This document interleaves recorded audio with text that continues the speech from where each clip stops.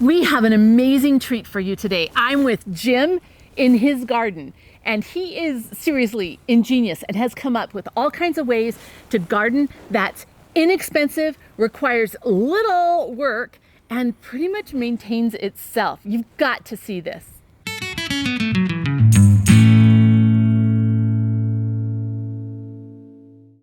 Hey Provident Gardeners, welcome to Jim Goss's garden. You won't believe the amazing wisdom and knowledge that he has to share today from years of experience. One of the things that I'm super excited about are the totes and how he has made this so that it takes very little work to grow a huge amount of food.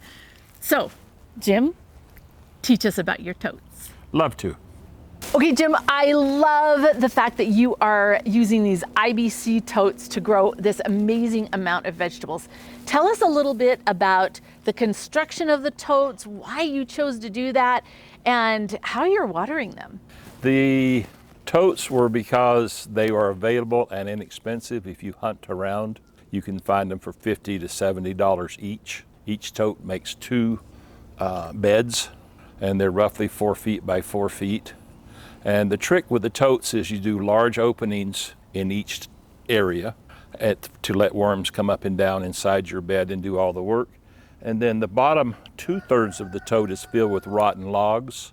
And then I buy a mulch from the local city that mulches trees, et cetera, and then ferments them for 2 years and then sells them for a very inexpensive price. And then you put the mulch in, and then you work it in and water it in so that it is totally settled.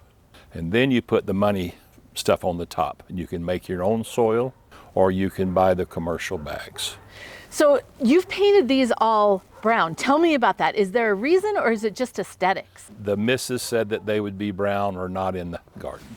That is a really good reason. That's the real reason. I totally get that. But it helps. The true benefit is it helps regulate the temperature. It extends the life of the tote. And the second thing is weeds do not grow through the plastic. And so that eliminates a whole nother source of weeds growing right behind the plastic and then growing up.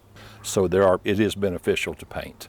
Now tell me how you're watering these. You're not watering them all with the hose, right? No. You'll notice on the corner of this one behind you here, we have the 8-headed controller.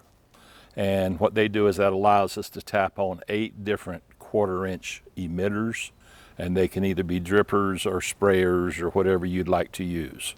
So you have the controller with a main valve to it, and then that allows you to then water that whole area. This pot you see here, this container, and this container are all watered by this controller. And so there are controllers, probably 10 or 12 in this area. And so it's all automatic? All automatic. We can show you the mother source of all the controlled water. I have it turned off this morning on purpose because right now you'd be dodging water from these totes about this time of day. So one of the other things that I noticed that you do is you're putting down is it a ground cloth? Talk to us about that. The ground cloth is especially on the edges, and that allows us to stop the weeds, and you'll be able to pop the weeds out when they grow, the tall weeds. So you've created something that is very much user-friendly. Yes. Right? Like it's low maintenance. The water is automatic. Yes. And there's very little weeds. Harvesting's got to be your biggest job. Harvesting and the initial planting is the biggest job. After you do that, it is downhill. It just makes it a lot easier. And then once the plants are in, it's just make sure each plant, as they grow, they will block some of the watering with those little tiny emitters. You just have to be aware that the plant has changed size.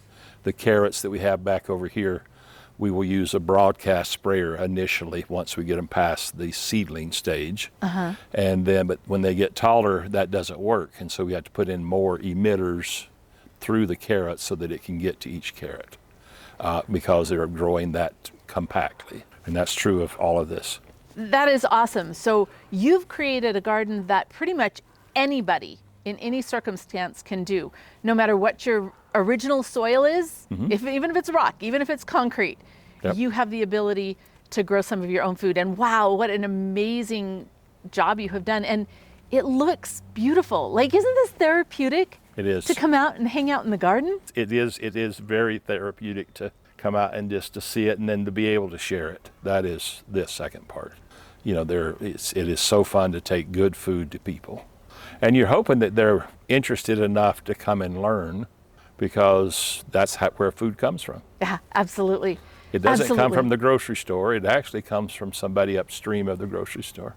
Oh, Jim, that is beautiful. That is, it's just so empowering to me to see this and what you have done on such a small budget with very little labor and all of the joy that you have felt from this. And the thing I love about these is you can see the job. When it is a row and you're crawling down the row or walking down the row or bending down the row, it goes forever. When you look at a tote, you're 4 feet by 4 feet, you can weed it in your mind and in reality. And a row, you just, after a while, you just think, that's going to the moon and back. Hey, Jim, Yes, thanks ma'am. for letting us join you in your garden today. And for our viewers, what are the most exciting things that you have found to grow food in your garden, to make it simple and ingenious like what Jim's done? Comment below. This is one great example about how we need to not to be afraid to get a little bit of dirt under our fingernails and turn that dirt into dinner.